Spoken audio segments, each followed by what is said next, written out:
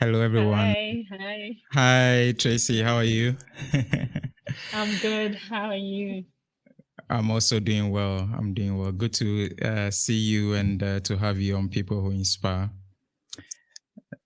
Thank you. Thank you for having me. Awesome. Hello, everyone. Today we have Tracy as our guest, and most of you know Tracy as Tracy Sarkcess. But what many of you don't know is the kind of impact that she's creating in society. And today we are going to learn all about her project and her organization that is empowering women all across Ghana and very soon, by extension, the entirety of Africa. And as I always say, that People Who Inspire exists to bring you inspiration every week. I try as much as possible to look at the journeys of people like Tracy and my previous guests, because I personally believe that success is much more in the journey, the lessons learned, and some of the strengths that we get through the journey. It's more important, even more than the destination that we as a society perceive as success. So today, we are going to look at how we can build sustainable impact, and we basically are going to use Tracy's organization as a case study. But before then, as I do every week, I try as much as possible to understand who the guest is. And it also helps because people understand that the context within which an individual succeeds is equally important. So we'll get to know a bit more about who Tracy is and what her organization has been doing. So Tracy, once again, I would say a big welcome to People Who Inspire. Thank you. Thank you. It's Awesome. a pleasure to be on your platform. I'm really excited. I think I also had a lot of people who were equally curious to know a little bit more about who you are. I think there's always the let's say there's the perception people have irrespective of your status in life, and when people get to understand a little bit more about where you're coming from, then the context makes sense to them. So can you tell us a bit about, let's say, who Tracy is, and where you grew up, up until this point, where you schooled, how growing up has been, just a little bit about yourself, and we'll start the conversation from there. Okay. Again, good evening to your discerning listeners and viewers. I have been recently. I got introduced to Prince about, I think, around beginning of this year, and we spoke briefly about your show, and I was like, I mean, why have I not been invited on this show already? So for me, I'm excited to be here tonight, and just to be able to have the opportunity and platform to share my story and what I do. So, I mean, as you said, a lot of people know me as Tracy Sarkcess, who's the wife of Sarkodie, but not many people know who I am as a person. I'm always, and anytime someone mentions my name, Tracy Sarkodie's wife, like that's the introduction that I get. But Exactly. originally, actually, but originally, my name is Tracy. I was born Tracy Ama Ankra. So I was born in Ghana, in Tema.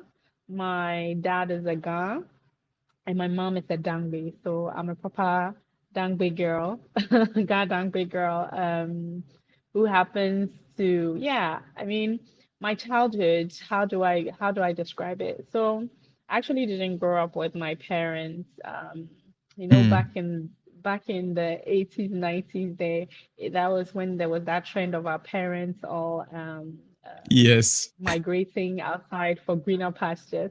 So actually, when I was 3 years, my mom left Ghana to Germany. And when I was 5, my dad left to the United Kingdom. My parents were not together at that time. So I lived with my aunties. My mom comes from a very big family, but weirdly enough, she only gave birth to me. So I do not have direct siblings, but I have a lot of cousins. So I grew up with my Wow. aunties and my cousins for quite a long time here in Ghana. I moved around a bit. Obviously, as I said, my parents were not here.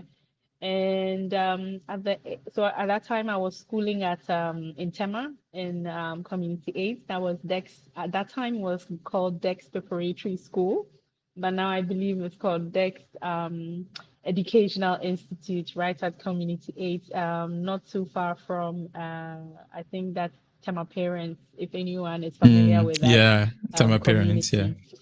Yeah. Yeah. So I schooled there from kindergarten years all the way to GSS1. So GSS1, my mom finally was able to get my papers, and then I had to move to Germany. To be honest, at that point, I had no idea about Wow. Germany, the language that they spoke. I didn't even know like what language they spoke at that Oh, time. The only thing I knew was that my mom had bought me a ticket and I was supposed to travel alone at the age of 13. And I was like, oh my God. And oh, at that time, wow. I hadn't even sat in a flight before. Like, I had no idea. Obviously, I've seen it in movies, but I never, I didn't know how that experience was going to be like. And I remember my mom, so it was around April, I believe, yeah, April when I had to go, and it was still cold. So when I was going, I remember she told me that you need to dress warm, you need to put on socks and like get a jacket and everything. I was like, okay, I mean, whatever. Can you imagine me how I Oh, got there man. with open slippers, I can imagine. open slippers, open slippers, In the some really cold. thin socks, just a Hey. proper in the cold. Yes, and like I remember in the flight, it was all I felt so cold as well in the flight. I couldn't my when you fly for the first time as well, you get these Yeah, the your ear pressure ears. when Yeah. you haven't flown Yeah. before. Yes, and I like that was the worst, I don't know, flight experience ever for me. My ears hurt the whole time. Like I literally started crying. And I remember at that time, Lufthansa used to fly from Ghana. So it was a Lufthansa flight. It was a direct flight to Frankfurt. Yeah, to Oh, Frankfurt. yes. And I was crying on the flight, and I told the stewardess that my ears, my ears. And she was like, "You need to drink something and like chew, and it will go away." But it wasn't going Yeah. away. And I was like, "Oh my God, what am I? I'm that Assembly and kind of cranny. thing." Yeah. So finally at Frankfurt, I got to Frankfurt and I was like, Jesus, that was like, obviously I've never been to an international airport before. It was a big space. Almost got lost, but then I remembered, okay, let me just ask. And then I remember one of the stewardess helped me to get to my next flight. So I got to Germany. Lo and behold, they speak German. I didn't understand a word, but I still had to go to school somehow, right? So what Wow. am I gonna do? Like, what are my parents gonna do for me? Fortunately, at that time, in Berlin, there was this new project that they were starting with schools, where they were creating state international schools, which were bilingual, so both English and German. Oh, okay. So my parents, yes, yes. So my parents found out about that. That time, my mom was married to her white German husband at that time. So I had a stepdad who was German, and they found out about the school. I had to do exams, and yeah, I passed, and then they took me on. And thankfully, they didn't repeat me as well, because obviously Oh, there was the okay. opportunity to still, because the lessons were bilingual. I was able to take most of the classes, which were in English, but then I had to do like extra classes for German For after the school and German. Yeah. everything. Yeah, so I believe about 6 months later, and to be honest, my German stepdad was very strict as well. So, like, I had to go at home, I had to be constantly be reading. I didn't really understand it, but Yeah. I had to be reading, and to be honest, it helped because after 6 months, I could literally understand the language.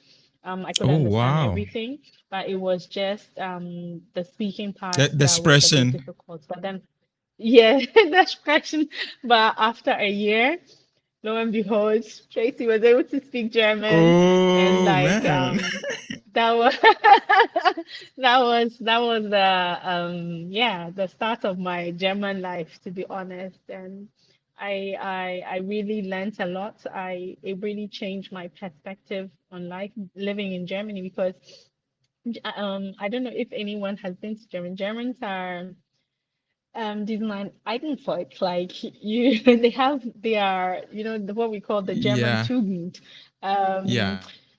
being on time, how to be meticulous about things, like how to plan, like all of those things. And for me, it was, I think, one of the most the best at the beginning. I didn't know it, but it really exposed me to life, especially in a professional sense. Because a lot of the habits that I learned there, it's one thing that um, I use a lot in my professional life, and I feel that makes me also stand out from competitors.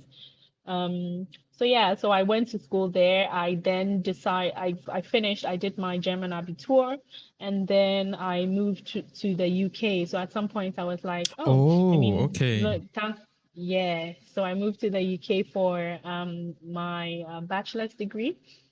So I was in the University of Nottingham in the UK for 3 years, where I studied international media and communication studies, BA honors. Mm-hmm.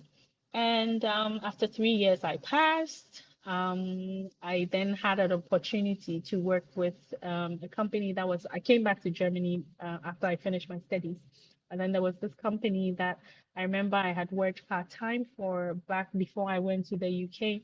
And they were expanding to America at that time, but unfortunately, they didn't have a lot of workers who could speak English, and they wanted to Oh, okay. bring their processes in terms of how they do things in Germany. They wanted to migrate that to America, but they didn't have any of the workers who could speak English. So they were like, Tracy, is there an Wow. opportunity? Do you want to, there's the opportunity, so do you want to do that?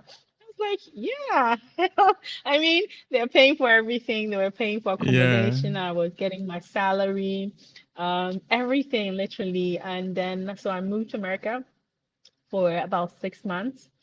And then yeah, after I think 6 months, and then something happened actually with the owner of the company. He unfortunately had a helicopter accident. And so then the Oh, company sort of had to retreat. So then I had to come back to Germany. So then I started working out as with a communications company, a media and advertising company in Berlin. okay. That's where really my communications and media and branding career started. I worked there for about 2 years, and then all the while I was obviously still dating my then boyfriend. Yeah. And then Very important. yeah, and so then I got pregnant, and then decided, well, I wanted to go on maternity leave, and then I came back Mm-hmm. to Ghana for a while during maternity leave, but then well, fortunately and unfortunately, then I stayed, and I've been in Ghana ever since. Wow. But so Wow. in Ghana, yeah, yeah. So in Ghana, I run, I've been doing a bit of real estate. I've been doing content production, and I've been doing Project Brave. So with Project Brave, which is my passion, I'm sure we will get into a bit more. Yeah. But Yeah. there's also the Brave Media Agency, which is the content production company that uh, which is my day job, where I produce content and consult for other companies on content production, but I also produce content for them. So, yeah, in a nutshell. Amazing. Amazing journey. I mean, Yeah, I yeah, when I looked yeah, at your profile, I remember I was actually yeah, telling my wife the other day that I think the first meeting we had with Morris, I told yeah, her that yeah, your because when I saw the Brave proposal, I'm also quite a yeah, bit meticulous. So when I was going through, I yeah, saw the structure, I saw the whole thing. I said, okay, Tracy is Yeah. really serious. Like, so, and back then I didn't even know you had grown up in Germany. So when I found out, I was like, Yeah. ah, okay, that makes sense. I mean, that's Yeah, just I by the mean, way. Yeah. yeah, exactly. I mean, you cannot live in Germany and not be meticulous. Like, there's Yeah. no way. You will not You know, survive. it's like it's a part of, yeah, it's a part of life. And I just wish that's one experience that if anyone will go have that Aberche experience, I would want them to experience Germany for 1 year. I think if Yeah. every Ghanaian had the opportunity to go to Germany for a year and come back, this country will be transformed. I tell you. And I like the fact that, you've opened up to share your journey. And like growing up, Yeah. what or who was your biggest motivation, or did you have like a role Mm. model in mind, throughout this journey? Yeah. Yeah. So for me, really, like I come from a family of very strong females. My grandmother, who is the matriarch of the family, my grandmother has had 7 children. One died, Mm. but so they are currently 6, and there were 5 females and 1 male. So including my mom. Okay. My grandmother never went, yeah, my grandmother never went to school, but she made sure that she put all her daughters in school, and she set them up with their own businesses after like they finished at that time their O levels or Wow. something.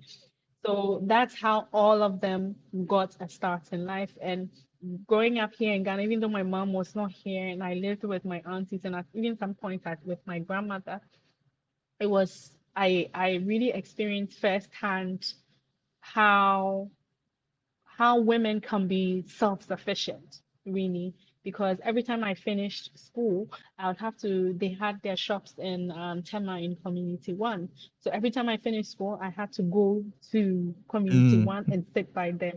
And at that tender age, I was actually supposed to help with sales, like we will all help with closing the shop and everything. So for me, Mm-hmm. I'll probably say my grandmother and my aunties are one of like my biggest influences and people that I really look up to because a Mm. lot of all of them as well. Most of them also had husbands, but their husbands were either seamen or they had also traveled. So they were all. It was just a Okay. family of very very strong like women. Like you couldn't help but be strong, and obviously adding then the German aspect to it, and then bringing those two cultures together is what really has influenced me as an individual or created me as an individual. And I can obviously also relate with this because I also grew up with Yeah. my mom. And I think that a Mm, lot of times, especially for the kind of society we have in Ghana, the African mm, woman is, in my view, like the superhero of the home. I mean, because I yeah. I grew up in a compound house, like in a police Yeah. barracks, and I Yeah. could tell how Yeah. the women would Yeah. like. There were particular women who had like three different things they did. So in the morning, Mm, some of them would sell cocoa, right? By afternoon, she's selling yeah. jewelry. By evening, she's frying Yeah. egg and this is like one woman, like doing Exactly. all that and Yes. still being a mother Yeah. and having time for the husband. That Exactly. that that is no small feat. Exactly. That is no Yeah, small feat. and I think sometimes that's what some of us or the new generation take for granted because really if you look at back in the day how things were, and I mean still people want to travel, but now I think people have realized the importance of having a family unit if you have children. But back in the day, I mean a lot of the friends, my friendship circle, a lot of them grew up with their mothers without their fathers being around. So it's about, you experience life differently. You saw how the mother was the mother and the father at the same time. So it's really something that has if you as a child it brings out something in you. It makes you see the strength of a woman, you know. Yeah. So for me, Yeah. that's one of the things that has really shown me or given me the strength to know that, okay, at an early age, anything is possible. Like if you work hard and you want to achieve something, there's no there are no barriers, really. Mm, There are no mm. barriers. I Yeah, 100% because I agree. can say for a fact, yeah, yeah. Yeah, please go on. Yeah. I can say for a fact that all my aunties are very successful women. They have built multiple houses just as being traders, Amazing. you know, as being traders. So yeah, for me, that's really for me the blueprint, and that's where I want to use that experience or what I've seen to empower other young women through Project Brave Foundation. Awesome. And that really brings me to Project Brave. I like you said, we met, some months ago, and the reason why Yeah, I was so, let's say, sold on the vision you had. For me, it was really about the vision. When you hear someone yeah, speak, you can tell where that vision is coming from. You yeah, can easily decipher yeah. that this is a genuine passion. And so before we get into the details of where Project Brave is, can you tell me or tell the viewers as well, how did Project Brave Mm, start? At what point mm-hmm. did you get the aha moment to say, okay, look, this is it. Yeah, I'm going to do this. yeah, yeah. I think that was so I started Brave during COVID actually, when we were in lockdown, on social media. And now I mean if you start once you start something on social media, I mean it's there. Yeah. But the inspiration for it came, as I said earlier, from the strong women I have in my family, but also realizing the person that I am with, right? And the kind of platform that I am able to tap into. Because I could have chosen to say, okay, I'm going to use my platform to be an influencer for Yeah. fashion, Mm-hmm. makeup, whatnot, you know.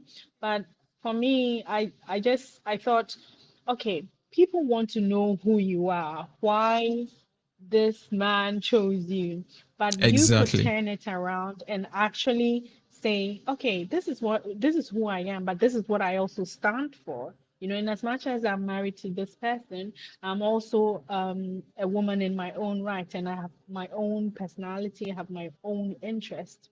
And I thought bringing those experiences from Germany, as I said, I really wish every young person has the opportunity to go to Germany or even Europe in general, you know, and experience life and experience work, how things work. I believe when you do that, it will change your perspective on life and how your attitude towards work. You know, and that's one thing I've realized working with a lot of young women here in Ghana. Um, but let me say Project Brave. What is really Project Brave? It's an opportunity hub where I want to empower young Ghanaian women between the ages of 16 to 35. Why Mm-hmm. that age bracket? Because I read those that's the age bracket where you are in the process of finding yourself. You're in the process of figuring out what your passions are, what you stand for, what you want to do. Um, Fortunately and unfortunately, we have in this day and age we have social media. But how do you use social media that people are using for all sorts of things? But I see it as a powerful tool for you to be able, from a communications background, that you're able to brand yourself, that you are able to put yourself out there in a positive light. Because a lot of the opportunities that come nowadays really is through someone sitting somewhere, let's say in Los Angeles, seeing what you are doing here in Ghana, and they'll be like, this speaks to what I stand for, and I want to support you. And that's where really Project Brave is about being able to say, okay, I have this platform of people, global people who are watching and wanting to know more about me. But instead of posting things that are trivial, let me use the opportunity to give someone a helping hand. Because obviously your social currency is also your social circle is your currency. right? The people you know, the people who want to associate with you. And fortunately, unfortunately, there are some people who cannot tap into the kind of circle, for instance, you, Prince, can tap into, or the kind of circle that I can tap into. But they have, True. that person might have talent, right? But because they don't have the opportunity, they're not able to elevate themselves either professionally or personally. So that's what Brave is. Being a platform where we provide opportunities for young women to be able to elevate themselves in any kind of career that they want to be it through inspiration where you connect them, we connect them through our master classes with successful professional women, not necessarily someone who is always running a huge company, but just, and if it's even a woman who is running a small business, right? She's successful in her own right, and she will be able to also tell you on the ground how it really is to run a business, that sort of thing. If it's someone, a woman who is in the military, if that's something that has been of interest to you, I think spending time with that person or that person sharing their journey with you might be that a turning point for you to say, okay, I Yeah. think this is something that I really want to do. And there's that saying, you cannot be something that you cannot see, you know? So bringing those Yeah. women, regardless of industry, regardless of career, bringing them to the forefront and saying that, hey, this is what is out there. It's not necessarily always being on social media and being famous. Being famous doesn't necessarily mean that it's going to bring money to your pocket. But Mm-hmm. there are so Mm-hmm. many other opportunities out there that you can explore that would actually be much more lucrative to you than trying to be half naked on social media, basically. Exactly. So, so in a Yeah. nutshell, yeah, it's an opportunity Yeah. hub, and Yeah. our goals are driven by the United Nations Sustainable Development Goals, which is Mm. goal 3 and 4, quality education, gender equality, obviously, but also clean water and sanitation, and then also decent work and economic empowerment. So those are the 4 goals that really drive our activities, because I mean, someone will ask you, why are you taking 4? I believe women's issues are interconnected, they are intertwined. You cannot just say you're taking care of one part and then not taking care of the other part. A woman's ability to be able to work is also the fact that she knows that she can make certain health choices that affect her professionally. So be it family planning, be it being aware of any the kind of diseases that affect us as Mm-hmm. women. So being aware of those things also makes sure that you are taking care of yourself to be able to then also fully realize your potential. So I see it as a 360 thing, and that's how I operate under Project Brave Foundation.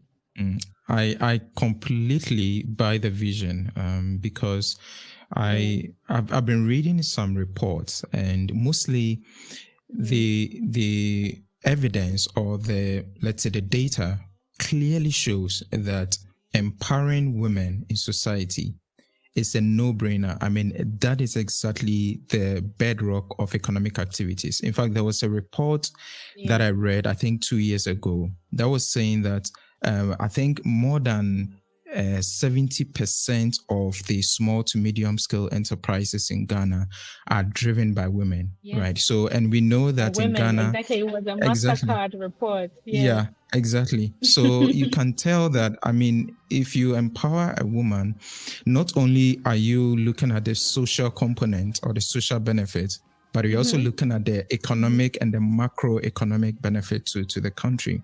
And on Yeah. this trajectory, I would like to, if you can share with us, right, what are some of the projects that you have done so far since the inception? Maybe you can Mm-hmm. highlight one or two that really Yeah. was quite Yeah. Yeah. impactful and moved you, as a Yeah. vision bearer. Yeah, yeah. So I mean, we've been running 3 activities or projects under the foundation. So the first one is the master classes, which I spoke briefly about, where we bring along professional people to tell their professional journeys, and then hopefully connect with the students to be able to mentor them if they are available. But then also one important pillar of our organization is also our Brave Venture Builder. The Brave Venture Builder is something that we actually launched this year, and we are working with the German corporation, which is GIZ, to train young women across the university campuses to focus on areas like emerging technology, be it artificial intelligence, be it robotics, Arduino, just basically NFT, all of those emerging areas, technology that here the schools are not necessarily focusing on, but are the new spaces where people are making money, people are building careers in, right? Because unfortunately, if you look at it, for instance, with Web3, they said Web 1 and 2 passed us by here in Africa. Yeah, We yeah, are still we're still catching up, behind. and now Yeah. exactly, and now we are in Web 3. But if you ask people have heard about NFTs and all of those, but they have no idea what really is going on there, right? So we train young women. We did some training with an organization here. We partnered with IoT Network Hub here in Accra, where we trained SHS girls in VR, gave them also the opportunity to in Arduino and robotics to build Mm-hmm.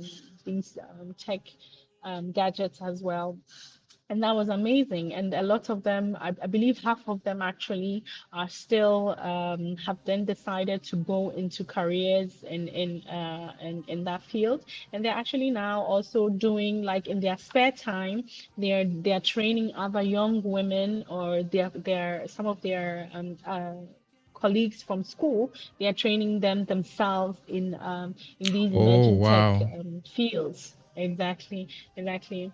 But then, as I said, also with GIZ, so we are going to be training 50 young women across the university campus, across Mm-hmm. University of Ghana campus in e-waste management, right?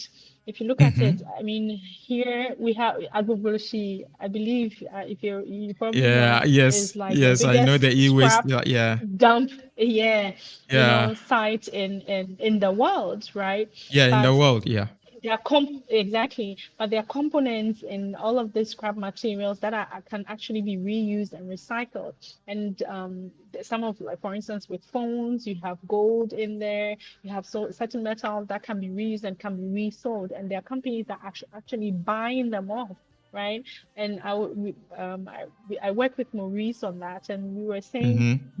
universities in themselves are like an ecosystem for electronic gadgets, right? True. Because they use computers, they use phones, they use household appliances, all these small appliances, batteries, lithium batteries, and everything. But you ask yourself, where does it actually go after it has reached its lifespan, end of lifespan? Mm-hmm. They just Mm-hmm. either discard them into the normal waste Yeah. collection that they have, which is also very dangerous, right? So we have partnered with GIZ to train at least 50 young women for a start in this, and hopefully we will be able to extend it to the other universities as well, and to then sensitize the students, especially the females, to say, hey, look at this, you're on campus for 3 years, you can actually start a project, a business around this. Even just being, it could be just a collection site, right? Where Yeah. you then collect Yeah. and sell to the off-takers, the companies that actually then disassemble them and then take out the precious metals that are in there. So that's where with the venture builder we are really going, and I hope that in the next 2 years we can even do more and make sure that students become aware of the climate and environmental issues that are actually affecting us now here in Africa, right? Because when you talk about environmental and climate sustainability, people think that it's the white man's problem, but if you look Yeah. at it right now, I mean, in Ghana here right now, we're supposed to be past raining season, but it's still raining constantly, right? The seasons are changing, and that's where I think it should be even a wake up call for us. Look at how, Mm-hmm. for instance, when it rains everywhere, it floods. because we are not disposing of our waste properly. We are not doing proper urban planning. So if like how for our summaries, just imagine if the way agriculture now has become the new thing for the youth to go into. If Mm-hmm. environmental climate sustainability becomes that niche as well, if we are able to push it to make it very attractive for the youth to get into, I don't see how we shouldn't be able to solve our own issues that we are currently going through here and in Ghana and across Africa, really. So Mm, yeah, mm. that's I for the love brief lecture there. I Yeah. I really love it. And what is there any other aspect you want Yes, to talk about? Mm-hmm. yes, definitely. We have something called the Brave Summer Camp, right? And the summer camp, you and I are even we have been Yeah. discussing this for a while now. And the summer camp is really an idea where we are like, I mean, bringing students together in a I call it an edutainment program, right? Where we coach students within how in Europe or in America you have like a 1 week session where students sign up, they come there, they have fun and make also good connections with other students that come there, but then also the fact that they learn something, right? So if for instance within the week, the first day they have training in financial literacy, which I believe is like one of the most important things as a young adult that you need to know, right? And unfortunately in Ghana here or in Africa in general, we don't learn financial literacy. As in, you True. have to learn it on your own when Yeah. you're going up and like asking yourself, hey, so how do I start my savings? How do I Try get your into luck. stocks? All of exactly, try your luck, you know? And that's why we also don't have generational wealth in Africa. It's Yeah. hardly that you can say there's a company that it's been there for generations. If you compare it to Europe or especially in Germany, you have companies that are hundreds of years old and they have been passed on generation onto generation. And that's because they understand not only how to run a business, but also find how to manage finances, right? So yeah, that's one of the programs that we want to teach there. Then obviously personal branding as well, that being my field of expertise, but then also Mm, tech. So it's more of like a 1 week program where each student, the students that we host per week, they come out as a well-rounded individual. So even if they might not say, okay, I don't want to do tech and that's not my area where I want to focus on, being in that program gives them an idea of what that field is. So if you decide even if you're working in communication, I feel all of these fields are really pretty much connected, right? So if yeah. you decide to even go into communications, at least you know what the trends are in technology. You get what I mean? Or even Yeah. Yeah. then community service, how to give back to society. Like we don't learn all of those things. So for me, all the experiences that I have had as an individual in Europe or wherever that may be, we are aggregating resource personnel who are experts in all of these fields to make sure that we bring them all together so the students can take on some type of practical knowledge within that 1 week, but then also be able to have fun. So that's where the idea of the summer camp is coming from, and we are hoping, I'm hoping to get more investors on board to at least launch hopefully by next year. So it's going to be on an island. I mean, can you imagine in Ghana here we have islands, but we don't make use of Yeah. them. We don't use Here in it. Ada, we don't use it. We don't use it. So here in Ada, we have been able to acquire land that we are going to develop to create a really eco ecosystem or eco resort sort of, but that is geared towards students and young people as a camp, so Mm, that's the big dream I love it. that I love it. yeah that we are working towards, Yeah, so I yeah, love it. And hopefully and more people can buy into the idea. I'm really excited, and for me that was let's say the reason why I when we spoke I decided to come on board because Yes. I mean when I was back in high school, the reason why I know this will work and this is much needed is that most of the friends I have within my circle, when we're in high school, we used to attend a similar camp. It was called National Leadership Conference that was organized by the Scripture Union Ghana. And Tracy, believe you me, like most of the highly placed people in Ghana today all went through NLC. Like almost everyone, they all, because we're all trained in leadership ethics, how to be selfless and so forth, right? Exactly. But the challenge has been that, Scripture Union always depended on the school's calendar because we use the high schools as the venue. So it changes. So sometimes we'll have it in Presec, sometimes we'll have it in Fanspem, or we'll have it, so it's really dependent on if the headmaster really, so there was not a dedicated there's space. no, exactly. Even to date, there's no dedicated space, right? So imagine, for me, I'm just imagining, and that's why I'm passionate about the Brave Summer Camp project. Because if there's a permanent space, once we are able to build a permanent space for women and for young girls to know that, look, this is I think, like a safe haven. Not even just women, but even for men as well. Even in general, exactly. We can general, for the youth, so there exactly. can be sessions where And so I think for me it's because a a lot of what no-brainer. you say Please go on. For when you were saying what you learned in your camp, for instance, the ethics aspect, the leadership aspect, is really one of those things that unfortunately now it's lacking in our educational system, right?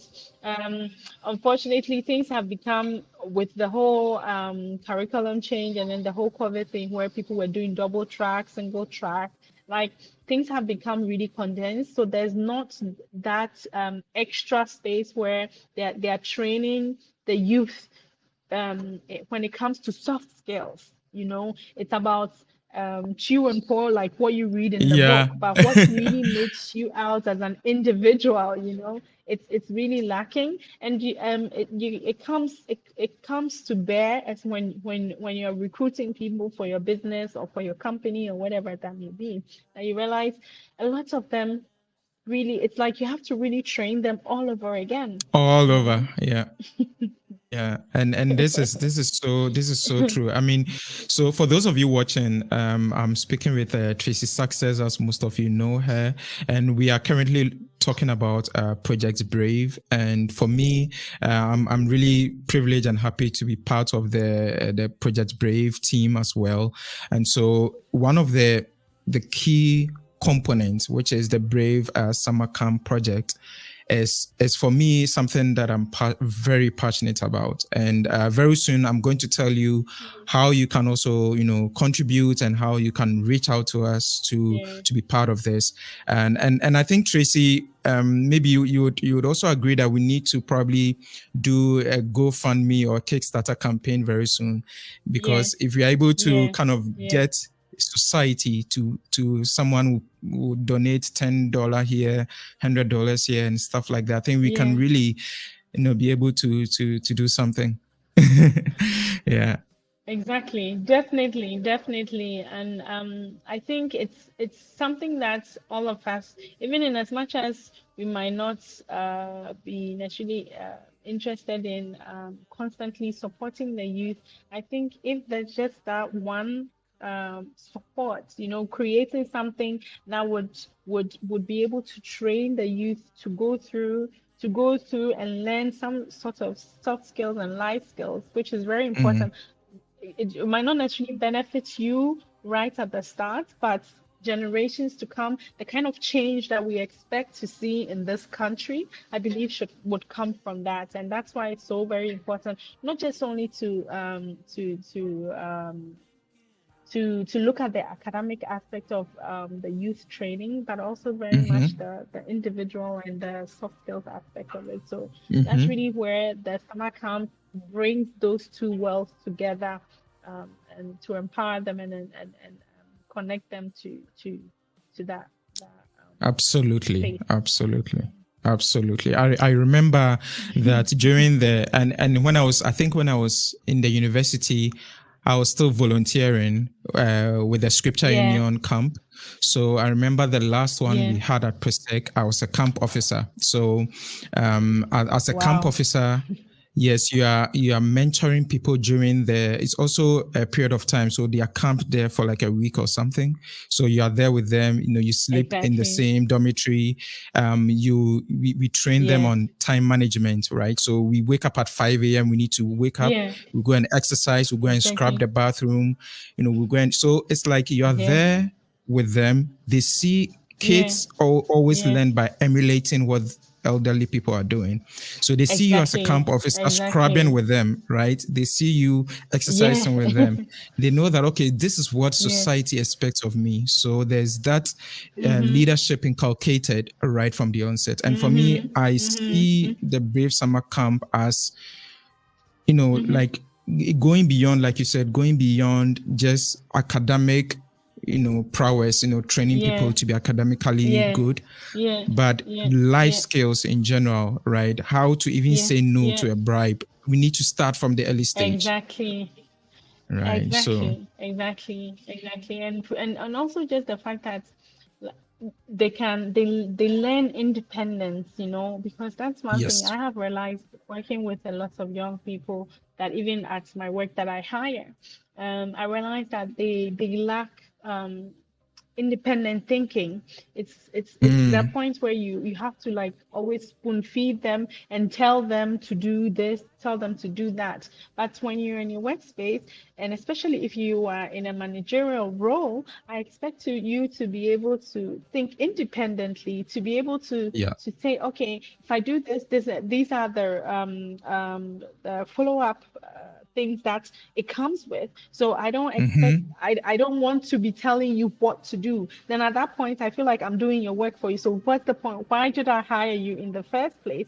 And that's one thing that's also very much lacking in the youth, to be able to think critically, but then also independently. And really, if we are spoon feeding our youth for the next generation, doing it as we have been doing, it will really be hard to see any type of change in our society for the in the next 10 to 50 years or whatsoever. So Mm, it's very much important that there are these kind of camps or these kind of training spaces where we are saying, okay, in as much as you're supposed to be fit academically, you're also, as an individual, you're supposed to also be well-rounded. So hopefully we this can we'll make it bring happen. We'll this make to it happen life. for sure. Yes. We'll make it happen. Trust me, it will Yeah, happen. yeah. So for those of you watching, and before maybe you can Tracy, you can think about this while I make this, and think about Yeah. the next question is going to be about the vision for Brave, Mm-hmm. right? Project Brave, right? Mm-hmm. So think about Mm-hmm. it. I'll come back to that. For those of you Okay. watching, if you would want to know more about Project Brave, I'm displaying the website on the screen. So just go to www.braveconnect.org.org. Yeah. So you can Mm-hmm. see, also you can send us an email if you want to reach out Mail. Yeah. to hello at braveconnect.org, and you Yeah. can reach out, if you want Yeah. to sponsor, if you Or want even on to our social donate media. on social media as well. Yeah. Exactly. I think Yeah. for social media is Brave Connect GH, right? On all Yes. social media At Brave Connect platforms. GH. Yes. On all social media Exactly. platforms. Exactly. Exactly. Yeah. So for those of you watching, you can always do that. And we have been thinking about how we can expedite the Brave Summer Camp. So Mm-hmm. for especially for those of you watching who have expertise, I can see some really great people who are commenting who have expertise. I'm Okay. taking note. I'll be reaching out to you No, it's guys okay. very soon to volunteer to be mentors and all that when we have started. Yes, yes, Yeah. exactly. So, I mean, that's Tracy, really yeah, the point, yeah. yeah, So that people who are yeah, out there who feel like they have something to teach, something to give back, that's also a platform for everyone to be able to say, okay, I want to, because we'll be hosting students weekly. So there has to be that continuity with volunteers and people who generally want to give back to the youth as well. So anyone is welcome, definitely. 100%. So yeah, so Tracy, what when you think about the vision, like Yeah. where do you see Project Brave in the next, let's say, 5 to 10 years? 10 years. Um, for Brave, the idea is for it to become a social enterprise on its own. That's why we are working towards projects like the summer camp, or even in terms of our health aspect, where we are talking about the sanitary pad bank, right? Because I've realized doing this for the past 2 years that um, running an NGO, it's not easy. And a lot of the work that I've done so far have come out of pocket. But I realized for it to be sustainable in the next, as you say, 5 to 10 years, it has to be self-sustainable on its own. It has to create projects, businesses that will bring money into it, and so that the impact that we are making is long term. And that's the problem I believe in CSR in general, in NGO projects, right? There's always the problem of funding. I, Yeah, I believe as an entrepreneur myself, I'm like, okay, no, I mean, if I really want this thing to work and that it doesn't become something that is tied to my hip for the rest of my life, and then when I'm not there, it's not going to work anymore. It has yeah, it has to be able to stand on its own, and that's what we are working towards generally, being a social enterprise. And I think that's the future, even for businesses, even for profit businesses, because you can see some other social enterprise that are creating hybrid models, right? That yes, the yes, the hybrid hybrid, model yeah. being that they have a profit. Exactly. They have a for profit business, but that profit that they make goes back into then the CSR. And as a brand Hmm. and marketer, I see also brands then also creating brands with purpose, right? If nowadays, if you're creating a brand and it doesn't have a story behind it, how do you make people buy into your business, right? Be it a charitable product, be it you as an individual who is supporting your cause, right? So that's really the future, I believe, not only in the NGO space, but even for businesses, if they want to be able to say 10 years or 20 years from now, they're still going to be here. You have to be a business of for purpose. You know? So yeah, that's the 100% plan. agree. So 100% agree. And I'm very sure that with the vision that you have, we are definitely going to Mhm. see a lot more impact created. And I like the fact Yeah, that you are more or less, let's say, open-minded to also more or less collaborate with other people yeah, and all that, because yeah, for me, being the vision bearer is really I always say that's like a burden. Sometimes when you have a vision, you can't yeah, even sleep. You're always thinking about it. And I'm sure yeah, you go through that.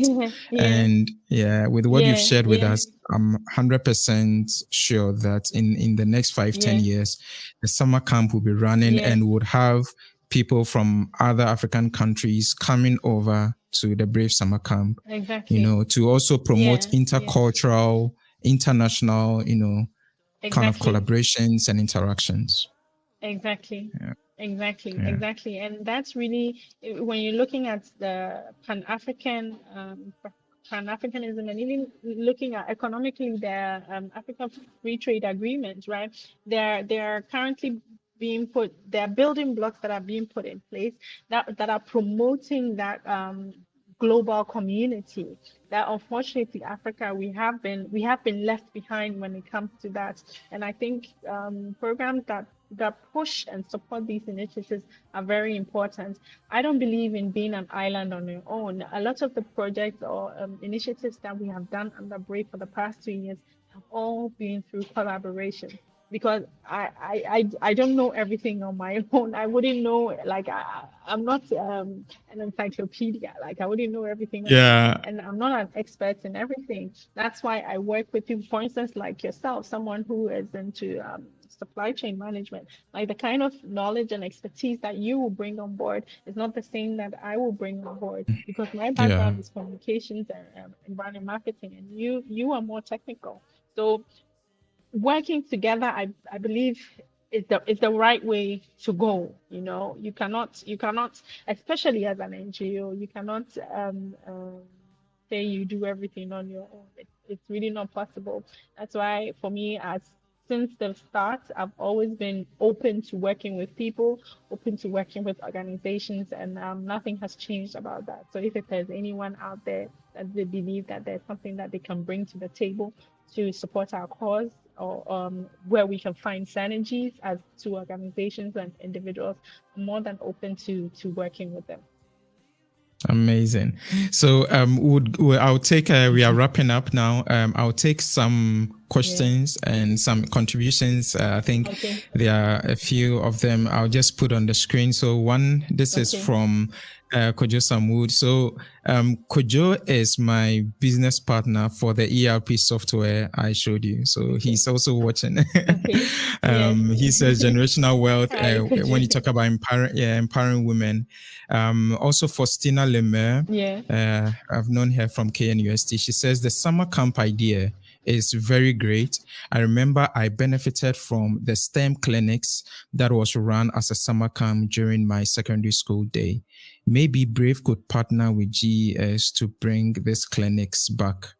So that's a testimonial to the fact that we need more of such.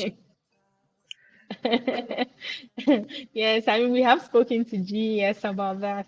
I do know they run certain STEM clinics, and they were open to working with that. But I believe with the whole they're dealing with a lot of issues right now. So exactly at this moment, for things to I fully agree. We're just waiting for things to And Faustina also sent again. She says, is there any future plan or initiative targeted at female teacher trainees? Often we focus so much on the universities and neglect teacher trainees who help shape children. So that's an interesting, that's a very that's an interesting angle that I haven't thought about. Yeah. So this is a good point. I think there's definitely Yes, definitely a good point. I'm sure. I do know. I have a friend who is a teacher trainee. Her name is Jimalabi. I would ask, because I know they usually do some type of training for the teachers, and even GES, they do trainings for the teachers, but it depends. It's sometimes when you look at what they teach and the curriculum that they're bringing the teachers onto is definitely different from what, for instance, you can't compare to what's been done outside. So exactly. There's definitely also that gap. Yeah. So definitely, I think it could be something that we could look into. Yeah, and I think also, just to add that, every big vision starts from somewhere. So I think that at the moment, the focus would be on, like you rightly said, on the girl child. For the meantime, once we get the place, we get the place built and everything, it's a space. So it means that we can always repurpose certain spaces for certain activities, open it up, to other, options. So for example, like you said, if the students are in school, we could use that time, like 2 weeks or whatever, to bring some teachers around to train them and stuff like that. So, yeah. Exactly. So then, as you said, we can repurpose the space and have even teacher training sessions as well, right? Exactly. Be it in the various fields that we are looking into, be it leadership, be it tech, be it financial literacy.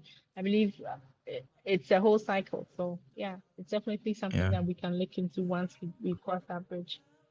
Exactly. So, for those of you watching, again, if we will be launching our Kickstarter or GoFundMe, we'll decide. Tracy and together with the team, Maurice, myself, will decide on which platform to use. Yeah. But we plan to launch a fundraising campaign very soon. So I want you all to be on standby. I'll be reaching out to some of you to help spread the fundraising opportunity. Remember that we are not doing this for ourselves. We are doing it for posterity. If we are able to train today's youth, then we are safeguarding the future, not only of Ghana, but of the continent. So, Tracy, what would be your final words to the listeners and viewers who are watching and listening to you today? Yeah, yeah. I think as some of the points that we have already spoken about, even as an individual, if you have any idea, anything that you feel like would support the development of this country, would support the development of the continent, in your own little way, I believe if it's an idea, you should really give it a go and start. Sometimes all of these things might sound very daunting, and you're like, where do I even start from? But you never know, that little bit that you are doing, it's contribute for someone, it's you're changing someone's life with it, you know. And that's one thing that I realized when I started Brave. In as much as it might not be a topic that people most Ghanaians will be interested in, because they rather want to hear about the entertainment part of my life, or my Exactly. marriage or Yeah. anything like that. I feel like I have I have been out there. I have been able to meet people who I didn't even know, like, they knew about what I'm doing, but they have been inspired by it and they have actually been helped by it, be it through donations, be it through some type of training, and that alone, if it's just 10 people, you have impacted those 10 people, and those 10 people will equally impact 10 people. And that's how the cycle goes. So, in your own little way, if you want to support us with the summer camp, or even in our health areas for young women, that's also a big part. If that's something that you are interested in, would also love to have your support. For instance, in October right now, it's upcoming, it's breast cancer month, right? And that's also a huge thing that affects a lot of young women here in Ghana.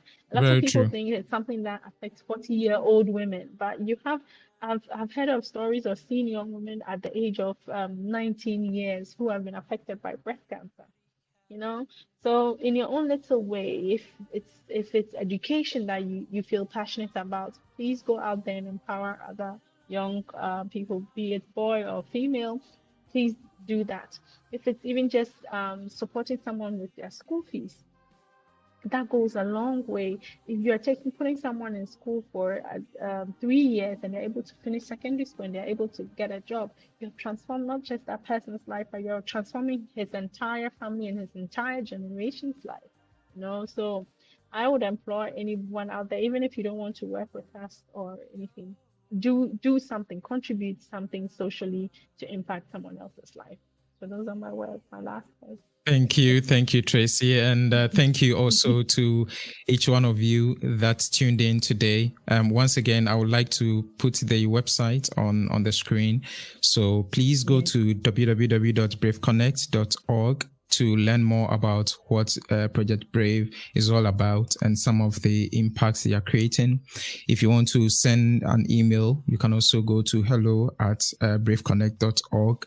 And for all social media platforms, you can just go to Brave Connect GH, and then you would be able to check out all the social media activities, and we post a lot of pictures, videos, and some of the outreaches that have happened in the past. So I would like to thank you once again, Tracy, for being my guest today. And I want to wish you all the best. I'm sure we'll meet up again very soon. I want to wish you all the best as well. And for those of you that tuned in, I want to say a big thank you for spending time with us today. And I'll come your way again next week with the next episode of People Who Inspire. Keep inspiring yourself and be an inspiration to others. Bye-bye.